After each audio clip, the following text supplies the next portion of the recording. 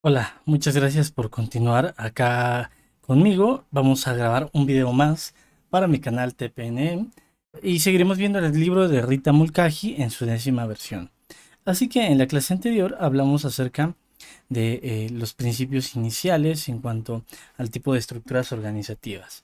Así que continuemos con estas clases. Comencemos hablando acerca de los OPAs, los activos de procesos de la organización. La mayoría de las organizaciones mantiene dos tipos de OPAs: los procesos, procedimientos y políticas, y los repositorios de conocimiento organizacional. Ahora hablemos de cada uno de ellos. En primera instancia, tenemos a los procesos, procedimientos y políticas. Okay, vamos a ponerlo también en un color verde acá, para identificar que este es un tipo de OPA. De hecho, es el primer tipo de OPA, ¿vale?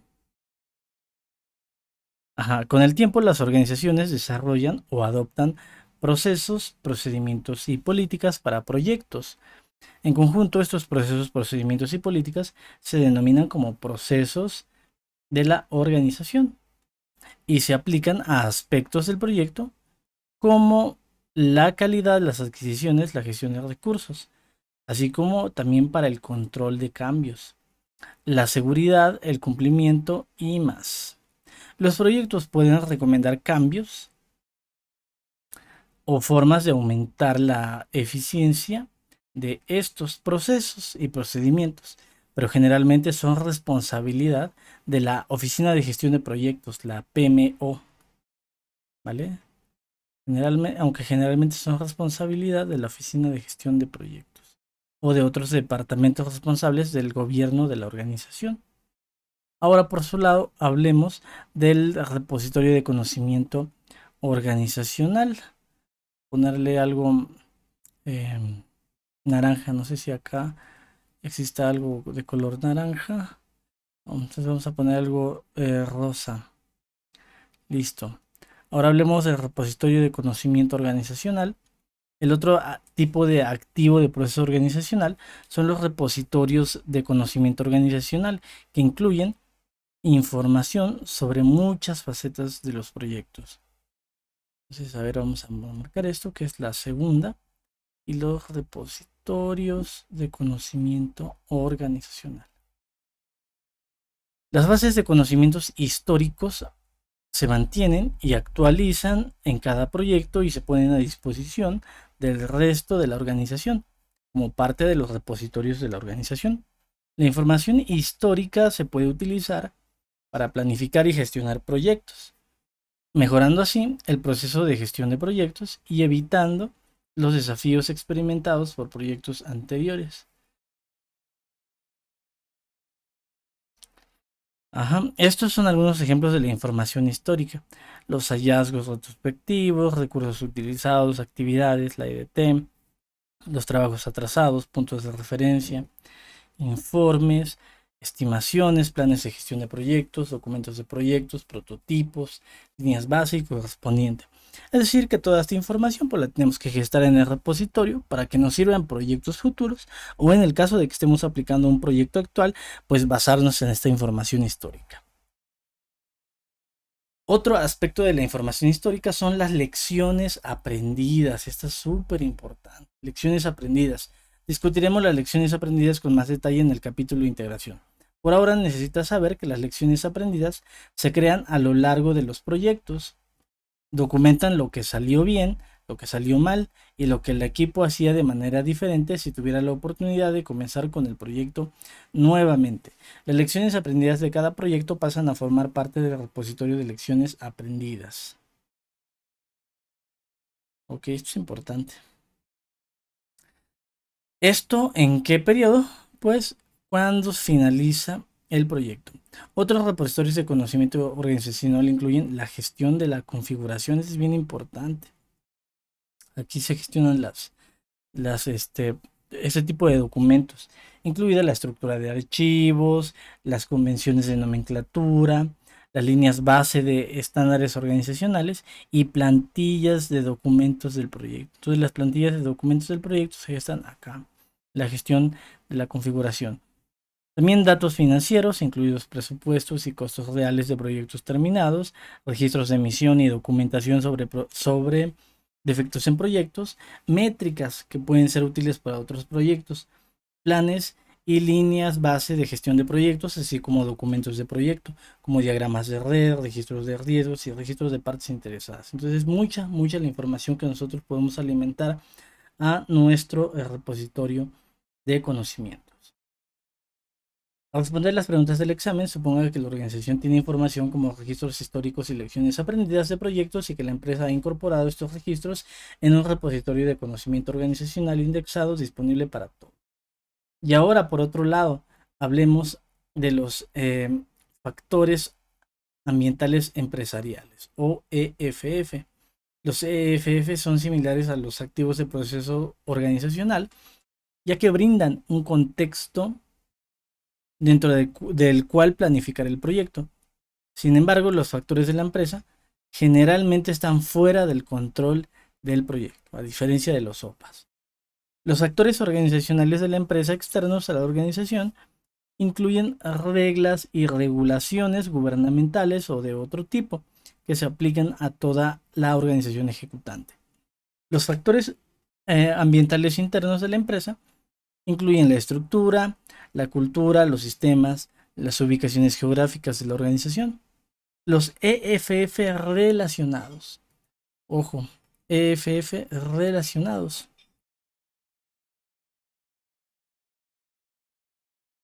Con los recursos incluyen la tecnología y los recursos disponibles para la asignación a proyectos. Ay, a ver, y me fui demasiado chueco.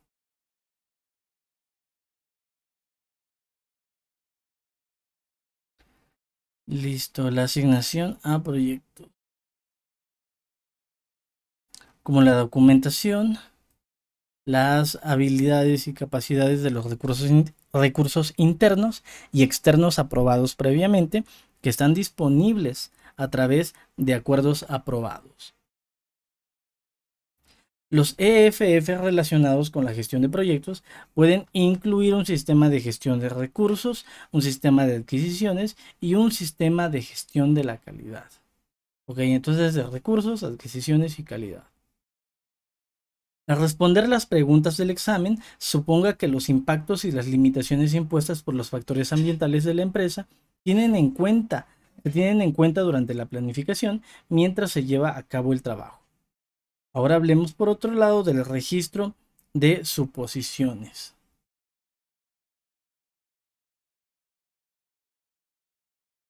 El registro de suposiciones. El registro de suposiciones es un repositorio de suposiciones y restricciones. Se inicia en el momento en que se desarrolla el acta de constitución del proyecto. ¿Okay? Importante porque nos está dando temporalidad de inicio. Entonces, ¿cuándo se inicia? Se inicia en el momento en que se desarrolla el acta de constitución del proyecto. Al inicio del acta de constitución del proyecto. Las suposiciones y restricciones se identifican primero a un alto nivel. ¿Ok? Entonces, esto es importante. Se identifican primero a alto nivel. En el caso de negocios y el acta de constitución del proyecto. ¿Ok? Entonces, durante esa etapa se identifican primero a alto nivel y recibirán más atención a medida que avanza el proyecto. Más atención a medida que avanza el proyecto. Es decir, dejan de estar a un nivel, a alto nivel, a tener un nivel de granularidad más específico. El registro de supuestos es una entrada para muchos procesos del proyecto y las actualizaciones del registro de supuestos son una salida frecuente. Las suposiciones son comparables a las expectativas.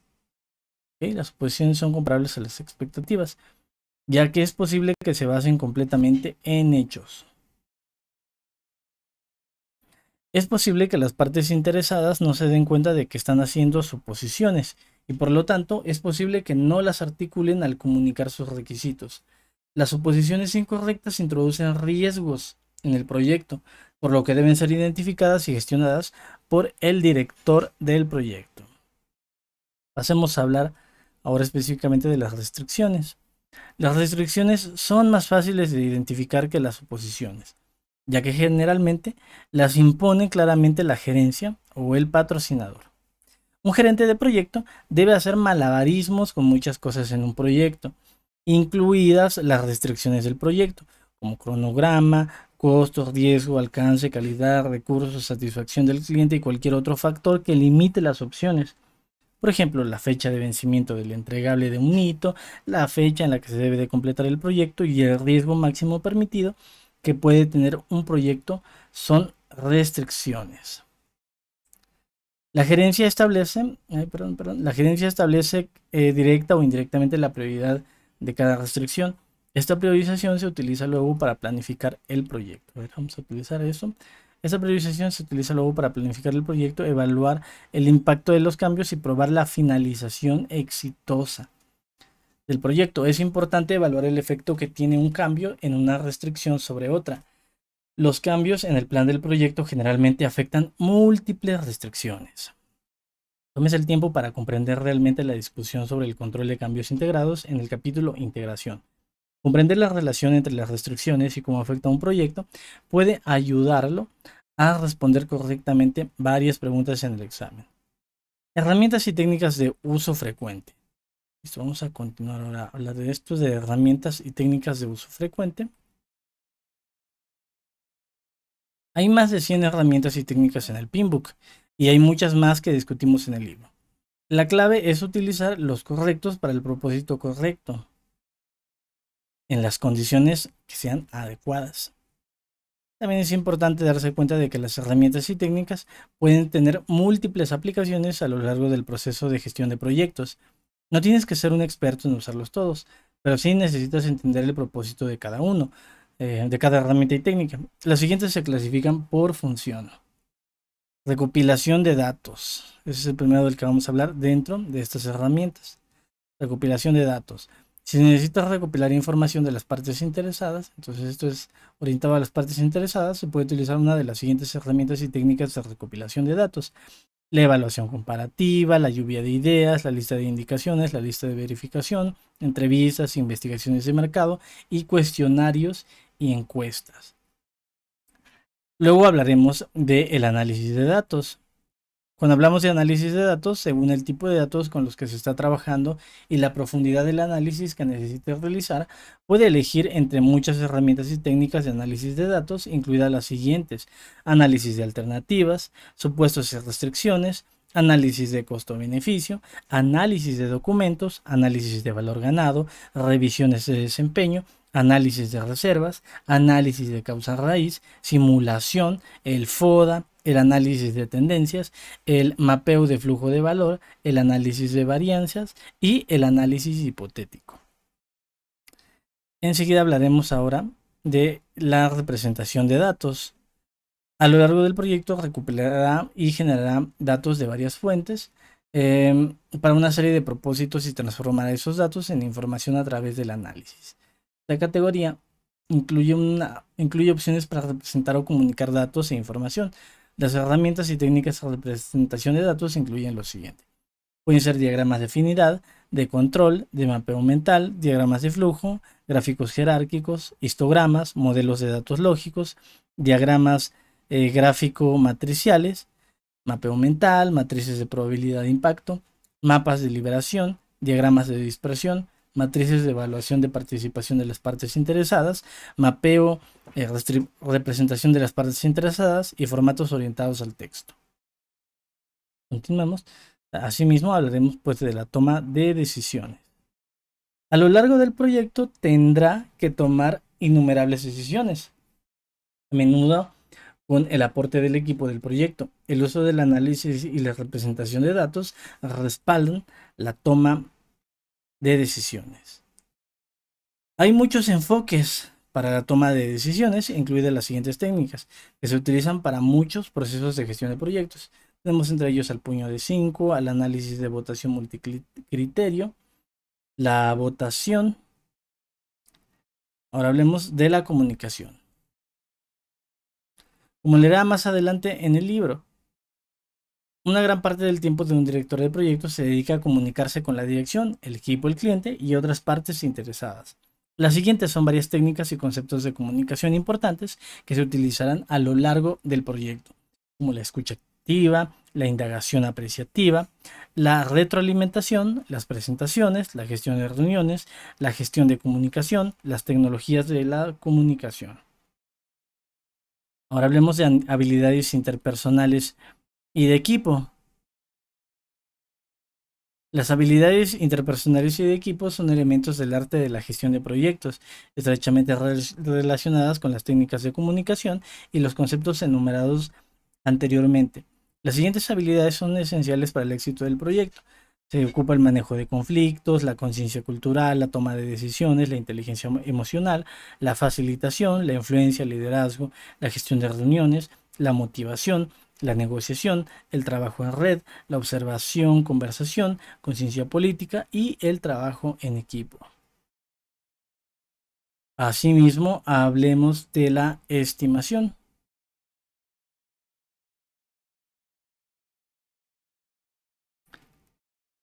El gerente del proyecto es responsable de liderar los esfuerzos de estimación para muchos aspectos del proyecto, incluidos el cronograma, el costo y los recursos. Las siguientes son técnicas comunes de estimación que aprenderá en este libro. Está la análoga, la ascendente, el paramétrico, de arriba abajo, el juicio de expertos y el póker de planificación. Sistema de información de la gestión de proyectos, el PEMIS. Abarquemos este todavía y con esto nos despedimos. El sistema de información de gestión de proyectos de una organización es parte de los factores ambientales de su empresa. El PEMIS incluye herramientas automatizadas como software de programación, un sistema de gestión de configuración, espacios de trabajo compartidos para almacenamiento o distribución de archivos, software de autorización de trabajo, software de seguimiento de tiempo y software de gestión de adquisiciones, así como repositorios de información histórica. El PEMIS se utiliza en muchos procesos de planificación, ejecución, seguimiento y control. Hablemos también del juicio de expertos. A veces, la forma más fácil de obtener información es consultar a expertos, a menudo aquellos con la experiencia necesaria para el proyecto que están trabajando en el equipo o al menos dentro de la organización. El juicio de expertos es una herramienta común de los procesos de planificación de la dirección de proyectos, aunque no se trata con frecuencia en este libro. Hablemos de las reuniones. Reuniones. Las reuniones se utilizan a menudo en los procesos de planificación del proyecto, aunque no siempre verá las reuniones discutidas en este libro como una herramienta de planificación. Las reuniones pueden ser una forma efectiva de obtener aportes o comentarios de grupos de personas, pero pueden abusarse. El gerente del proyecto es responsable de determinar si una reunión vale la pena para aquellos que asistirán o si existe una forma más eficiente de lograr un objetivo. El valor de las reuniones, así como de algunas reglas básicas sugeridas para las reuniones, se analiza en el capítulo de recursos. Hablemos de los datos. Información e informes sobre el desempeño del trabajo. Se genera, datos, información e informes sobre el desempeño del trabajo. Es toda parte del título. Se genera, considera y comunica una gran cantidad de datos e información a lo largo de la vida de un proyecto, desde las observaciones y mediciones iniciales hasta el contenido y los informes analizados. La guía del PMBOK utiliza 3 términos para identificar las etapas a través de las cuales se mueven estos datos de información. Los datos de rendimiento del trabajo incluyen las mediciones iniciales y los detalles sobre las actividades recopiladas durante el proceso, dirigir y administrar el trabajo del proyecto. Ejecutar al monitorear y controlar un proyecto. Los datos de desempeño del trabajo se analizan para asegurar de que se ajuste el plan a la gestión del proyecto. También se evalúan para determinar qué significan los datos para el proyecto en su conjunto.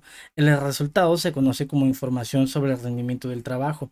La información sobre el rendimiento del trabajo se puede organizar en informes de rendimiento del trabajo que se distribuyen a las partes interesadas que necesitan recibir la información y posiblemente actuar, muy importante, actuar en consecuencia. Siempre me voy bien chueco acá. Por ejemplo, supongamos que un equipo de proyectos realiza el trabajo asignado de acuerdo con el plan de gestión del proyecto. Cierta actividad tomó 10 horas y se completó el 21 de julio. Estos son datos de desempeño laboral. El siguiente paso es comparar estos datos con el plan de gestión del proyecto, en este caso el cronograma del proyecto. Se estimó que la actividad tomaría 12 horas, con fecha de finalización estimada para el 22 de julio. Puede analizar por qué esta actividad tomó menos tiempo de lo planeado y qué significará esto para el resto del proyecto. ¿Por qué se terminó el trabajo antes de tiempo? ¿Significará esto un mejor rendimiento para el resto del proyecto? El equipo siguió el plan de gestión de comunicación y notificó a los recursos asignados a las actividades sucesoras sobre la finalización anticipada para que pudieran comenzar su trabajo temprano. ¿Deberían reestimarse las actividades futuras si recursos similares realizaran un trabajo similar? El resultado de este análisis es información sobre el rendimiento del trabajo. Luego, esa información se puede organizar en informes de desempeño del trabajo que se distribuyen a través del proceso de administrar comunicaciones. Si la actividad estaba en la ruta crítica y tomó más tiempo de lo programado, es posible que se haya requerido una solicitud de cambio formal para ajustar el resto del cronograma. Excelente, muy bien. Gracias por haberme acompañado hasta acá durante estos poquito más de 20 minutos. Esta información que actualmente trabajo, así como he estado involucrado en muchísima información, tengo muchísimos libros actualmente, varias de estos libros pues tan valiosos, tan solicitados en el mercado para la preparación del PMP, y próximamente voy a poner a la venta todo esto con un precio muy, pero muy accesible, que comprar una sola de estas cosas, óyeme, no, con lo que yo te voy a brindar, no comprarías la mitad de uno solo de esos productos que próximamente estaré poniendo a la venta para su disposición y uso. Mi nombre es Avisillo Ochoa, es un gusto enorme compartir con ustedes esta información.